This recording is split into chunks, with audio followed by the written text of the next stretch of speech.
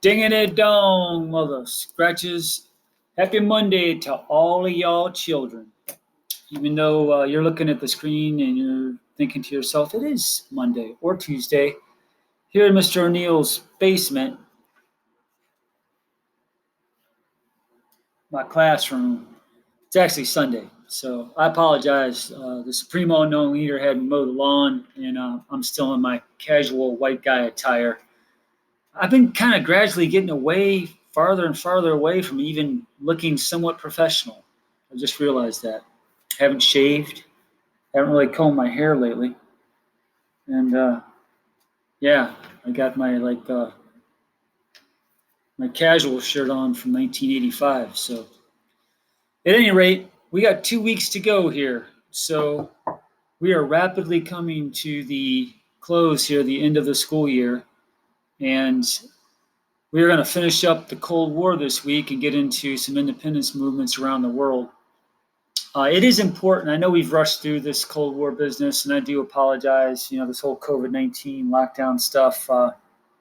Unfortunately, we had to skip over a lot of the fun, hands-on, engaging activities with the Cold War. But I'm hoping that you're at least getting the basics over the Cold War because, next year, Mr. Milo's U.S. history class, this is a big part of your spring semester, 10th grade U.S. history.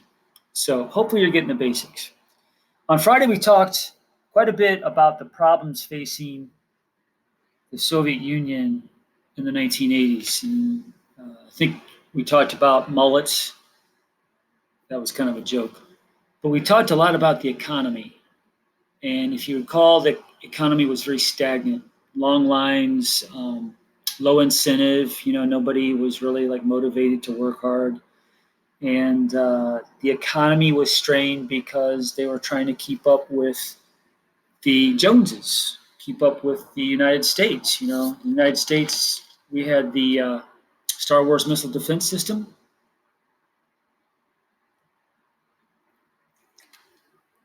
May the force be with you. And they were trying to keep up with that, and they were having a difficult time. So the Soviet Union has a lot of issues in the 80s, which is going to lead to the collapse in 1991.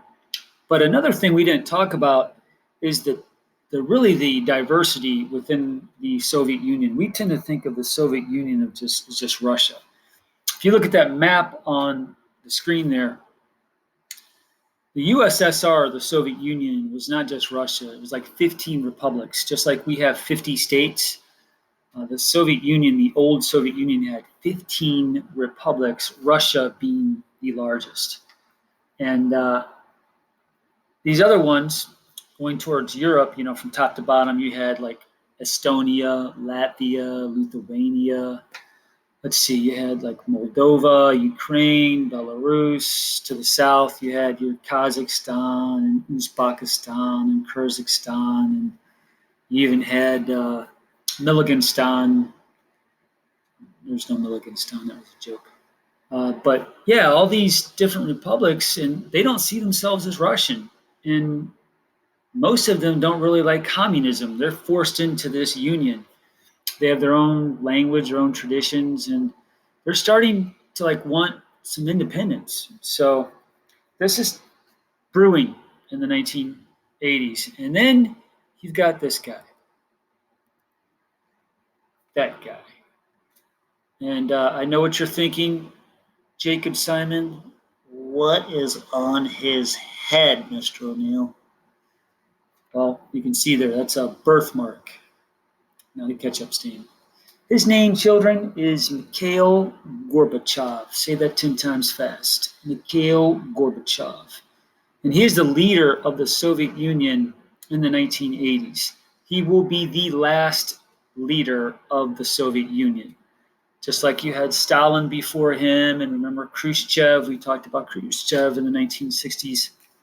Gorbachev is that leader in the 1980s. Now, he was different, very different from his predecessors like Stalin and Khrushchev. He was very open-minded, and that's kind of like a paradox, because usually you don't think of leaders of a totalitarian country as being open-minded, right? They rule with an iron fist. They're dictators. They don't like other people's opinions. They don't like, discussion. It's basically my way or the highway. But not Gorbachev. Gorbachev pushed through some reforms in the 1980s, and it's important to understand he was a communist, and he believed that in the 1980s that communism was on life support, and he was trying to jumpstart communism to get it working again. So he was willing to tweak communism. He didn't want to throw it out, but he wanted to tweak it, and reform means to make some changes for the better. So these are 3 reforms that Gorbachev pushed through, and they're really going to lead to the fall of the Soviet Empire. He didn't mean to do this. That wasn't his intention, but they definitely led to the fall. So the first one is called perestroika. Perestroika. And that's a Russian word. In English, it means market reforms. That's right. He is going to allow free market on a limited basis. Kind of crazy if you think about it. But he was trying to do this to get the economy moving again. If you recall from Friday, it was stagnant. So he was going to allow some businesses, some farmers to make a profit, which goes way against communism. Communism, there's no profit. Everything, is equal. But he's going to allow this to see if he can get the economy moving again.